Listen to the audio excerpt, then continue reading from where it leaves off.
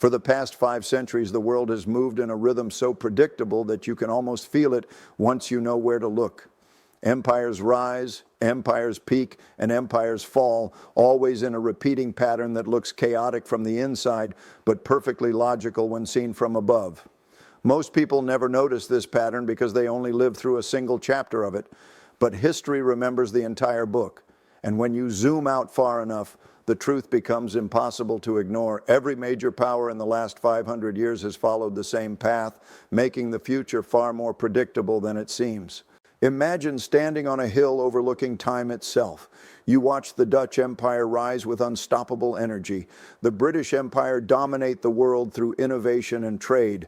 The American Empire reshape modern life with finance, technology, and culture. And now the Chinese Empire rising quietly but rapidly beneath the surface. Each one of them believed their power would last forever. Each one of them thought the rules didn't apply to them. But history has no favorites. It only follows patterns. The rise of an empire always begins the same way, with hunger, not for territory, but for possibility. A generation appears that is disciplined, hardworking, inventive, and willing to sacrifice comfort for greatness. They study more, build more, and produce more than the world expects. They trade with intelligence and fight only when necessary. They save money, invest it wisely, and create a system where talent rises and corruption stays low. This is how the Dutch built a global trading network. This is how the British built the Industrial Revolution. This is how America built Silicon Valley. And this is how China is rising today. But the real secret lies deeper. Empires don't rise because of luck. They rise because they create more value for the world than the world creates on its own. Their people become more educated. Their innovations spread across continents. Their currency becomes trusted. Their military becomes capable. And slowly, the world begins to rely on them. This reliance becomes influence. Influence becomes power, and power becomes dominance. But dominance contains the first crack of decline, because once a nation becomes rich, it also becomes comfortable. And comfort, repeated long enough, always becomes weakness. Hard times create disciplined people, but easy times create soft people. This shift happens silently across generations. The grandchildren of warriors become citizens of luxury. The children of innovators become consumers of convenience. And soon productivity slows, debt rises, and the hardworking values that built the empire begin to fade. Inside every rising empire is discipline. Inside every declining empire is entitlement. This is the pattern nobody sees until it's too late. But decline doesn't begin with war. It begins with small changes, people fighting more inside their own country, trust in institutions falling, leaders arguing instead of building, and politicians dividing citizens for power. These internal fractures slowly weaken the system. Meanwhile, a rising nation on the outside begins strengthening itself with the same hunger the dominant empire once had. Today, that rising nation is China. If you're still listening, it means you think differently. You're not satisfied with surface-level explanations. You want to understand the deeper forces shaping the world. People like you are rare, and that's why you must stay connected. So if clarity matters to you, subscribe now. It's not for me. It's so you don't miss the patterns most people never see until they are living through the consequences. Now, let's go deeper into the pattern, because what happens next is identical across every empire. Financial bubbles, political division, currency decline, and finally, a power shift so silent at first that most people deny it until the moment the world order changes forever. When you study the last 500 years, you start noticing something strange. Every great empire believed it was different. The Dutch believed their trade routes would last forever. The British believed their navy made them untouchable. The Americans believed their innovation guaranteed permanent dominance. But history has a way of revealing a painful truth. Empires don't fall because the world overpowers them. They fall because they overpower themselves. Take the Dutch Empire. In the 1600s, they built the world's most advanced ships, the world's first central bank, and the world's first modern stock market. Their discipline was unmatched. Their productivity was the envy of Europe, and for a moment it looked as if they would rule global trade for centuries. But prosperity made them comfortable. Comfortable people borrow. Comfortable nations overspend. Comfortable governments miscalculate. And in time, the Dutch became victims of their own success, outpaced by a younger, hungrier, cheaper rival, Britain. Then came the British Empire. For nearly 200 years, they controlled half the world's trade. Their navy was unmatched. Their factories triggered the Industrial Revolution. Their currency, the British pound, became the backbone of global finance. But as the empire reached its peak, the same pattern emerged: higher debt, weaker innovation, widening inequality, political division, and costly wars that slowly drained national strength. Britain didn't collapse suddenly. It faded over decades until a new rising power, America, took the lead after World War II. And the American rise follows the same script as the Dutch and the British before them. Education boomed, inventors exploded in number, technology reshaped the world, productivity soared, the dollar became the world's reserve currency, and the United States became the center of global culture and innovation. But success breeds confidence, and confidence often breeds mismanagement.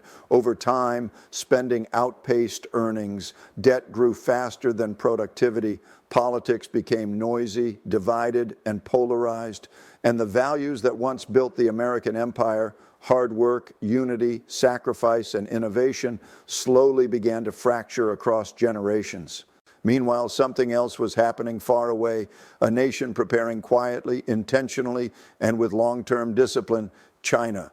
Just as the Dutch rose behind Spain, just as the British rose behind the Dutch, and just as America rose behind Britain, China rose behind the United States, not loudly, not dramatically, but steadily. For 40 years, China invested in everything declining empires neglect: education, manufacturing, infrastructure, discipline, long-term strategy, and national unity. And the results became undeniable. China now produces more goods than any nation in history. It graduates more engineers. It builds more infrastructure every decade than America builds in 2. It has become the world's largest trading partner and the backbone of global supply chains. It is the only major nation with a strategic plan spanning 20, 30, even 50 years. And just like every rising empire, it is now challenging the established one, not through war, but through economics, technology, and influence. But here's the part most people miss. Empires don't fall when a rival becomes stronger. They fall when a rival becomes stronger at the same time the empire becomes weaker. Two forces converging from opposite directions. That's when world orders shift. That's when history rewrites itself. If you're still here, it means you want to understand this cycle. Not emotionally, not politically, but structurally. You want to see what others deny until it's too late. People like you don't follow the news. You follow the truth beneath it. And if you want to keep seeing the world this way, subscribe now, because the next phases of this cycle are the most important of all. Every empire enters a dangerous period when its debts grow, its conflicts rise, its values weaken, and its younger generations lose the discipline that built the system they inherited. This is not an American problem. This is a human pattern. It has repeated in the Dutch cycle, the British cycle, the Spanish cycle, the Ottoman cycle, and now in the American cycle. And the signs are always the same: rising wealth gaps, political division, increased money printing, currency weakness, and slowing productivity. Meanwhile, the rising power begins to innovate faster, produce cheaper, save more, invest more, and expand its influence across the world. Today, that rising power is China. And whether the world likes it or not, China is now approaching the level where previous transitions between empires have taken place. History is not telling us that America will fall or that China will dominate. History is telling us something simpler. A major shift is coming, a shift that has happened again and again for 500 years, a shift that no one can stop, a shift that reshapes the world economically, politically, technologically, and culturally. And the most surprising part, most people won't see it until after it's already happened. When an empire reaches its peak, the signs are subtle at first: Productivity slows by a fraction. Innovation loses its edge. The young generation stops believing in the same dreams that built the nation. The political center breaks apart. The wealthy become wealthier. The poor become angrier. And slowly, the system that once felt unshakable begins to feel fragile. Not because the world suddenly changed, but because the empire quietly drifted away from the principles that made it strong. This is the stage where all great powers begin to face the same four pressures: debt, division, decline, and external competition. Debt rises because governments try to maintain a lifestyle the economy can no longer support. Division rises because people feel the system is unfair. Decline begins when productivity falls while spending rises, and external competition becomes dangerous when a rising power reaches 70–80% of the dominant empire's size. That is the point where conflict, economic, technological, or geopolitical, is almost guaranteed. Look back at history. When the Dutch were declining, Britain reached that threshold. When the British were drifting, America reached it. And now, as America faces its internal challenges, China has crossed that same critical line, not in wealth per capita, not in military dominance, but in total economic output, technological capability, and global influence. In the long-term cycle, these are the real metrics that matter. But here's the most misunderstood part. Decline does not mean collapse. An empire can decline for decades while still remaining powerful. Britain declined for nearly 50 years before America took the lead. Spain declined for almost a century. Even Rome took generations to fall. Decline is not destruction. Decline is the slow transfer of global leadership from one center of power to another, and this transfer always looks chaotic when you are living inside it. What makes the modern era even more unique is the speed of information. Technology accelerates everything: innovation, conflict, competition, and collapse. Money moves instantly. News reaches billions in seconds. Supply chains stretch across continents, and small shocks can destabilize entire economies. In a world like this, power shifts do not happen over centuries. They happen over decades. America and China are now entering the most delicate phase of this cycle, the transition period. This is the moment where the dominant power grows anxious, the rising power grows confident, and the world becomes increasingly polarized. One side feels something slipping away, the other side feels something opening up, and in between them stands a global system struggling to stabilize. The tension is everywhere: in trade wars, in sanctions, in technology bans, in currency battles, in military posturing. None of these are random events. They are all symptoms of a deeper structural change, one that has played out many times before. History shows that transitions between world orders rarely happen peacefully. But they do not always become wars. Sometimes they become realignments. Sometimes they become partnerships. Sometimes they become parallel systems that coexist and compete. If you are still here listening with careful attention, it means you understand something important.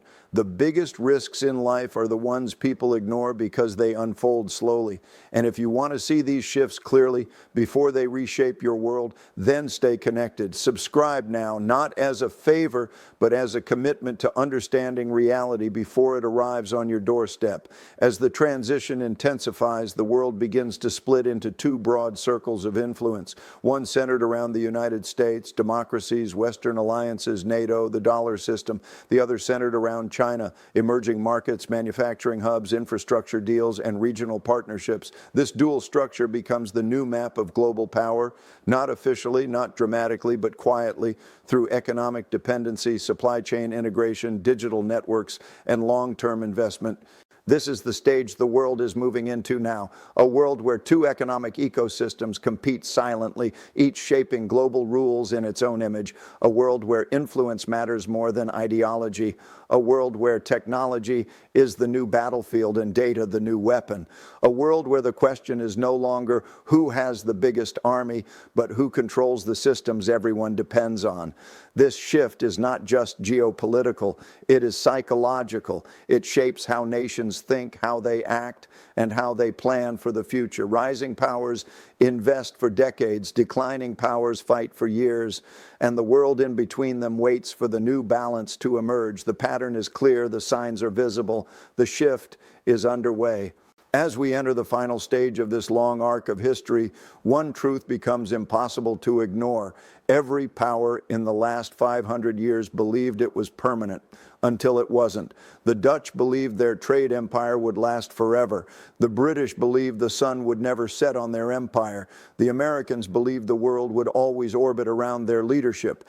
And yet the world order changed. Quietly, gradually, then suddenly. Not because any single nation made one wrong move, but because the same repeating pattern unfolded step by step, generation after generation. Today, the United States stands at a crossroads that every great empire has faced. Its strengths are still immense: innovation, culture, military reach, global alliances, entrepreneurial spirit, but its vulnerabilities are equally real: debt cycles, political division, declining unity, and a rising competitor that is no longer decades behind, but years.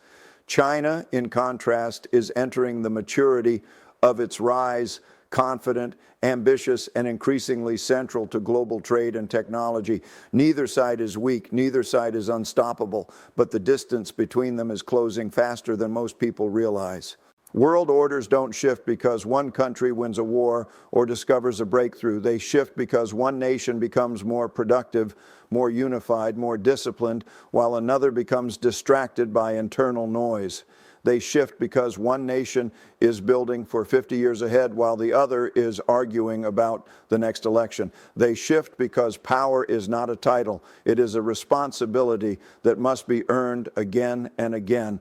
And no nation, no matter how great, is exempt from this reality. If you want to know where the next 20 years will lead, you don't need predictions, you need patterns. And the pattern is clear. When a rising power reaches the same height as a dominant one, the world enters a period of tension: financial tension, technological tension, geopolitical tension. You can see it in semiconductor restrictions, supply chain realignments, currency diversification, cyber warfare, and regional alliances changing shape. You can feel it in the way nations speak, in the way markets react, in the way societies negotiate their identities. But the most important question is not who wins or who loses. The real question is, what kind of world emerges when two giants reshape global structures at the same time? Because the next world order may not mirror the old one. It may not have a single leader. It may not revolve around one currency. It may not follow the Western model or the Chinese model. Instead, we may enter a multipolar era, two connected but competing ecosystems, each shaping global finance, technology, trade, culture, and influence. For ordinary people, this shift will not feel like a single event. It will feel like a series of small changes: products becoming more expensive, jobs moving overseas, alliances shifting, markets reacting unpredictably, and technology changing faster than society can adapt. People will call it chaos, economists will call it transition, historians will call it inevitable, but you will know exactly what it is: the next step in a 500-year cycle. If you're still here, if you've absorbed the entire pattern, then let me speak clearly to you. People like you do not watch the world passively. You want to understand it, you want to prepare for it, and you want to see the truth beneath the surface. That alone sets you apart. So take a moment, subscribe, not because it helps me, but because it keeps you connected to the deeper forces shaping your future. This channel exists for thinkers, not followers; for learners, not spectators; for the people who will thrive in the New World Order, not fear it. The rise and fall of empires is not a tragedy. It is the evolution of humanity. Each new system builds on the successes of the last. Each decline makes room for reinvention. Each shift resets the global balance. And we are living in the dawn of such a reset. The Dutch built the age of trade. The British built the age of industry. America built the age of technology. And now the world is entering a new age, one shaped by data, artificial intelligence, global networks, and the rise of Asia. This transition will challenge every assumption we grew up with. It will stretch nations beyond their comfort. It will test leaders, systems, alliances, and beliefs. But it will also open opportunities that did not exist before. Moments like this come once in centuries, and very few people are awake when they arrive. You are awake now. The next world order is being written quietly, through choices, through trends, through shifts no one is prepared for. And whether America remains the anchor of the global system, or whether China becomes its new center, or whether the world splits into two spheres, one thing is certain: nothing stays the same. Everything moves in cycles, and the cycle is turning now. Understanding it is the first step. Preparing for it is the second, and navigating it, that will define your lifetime.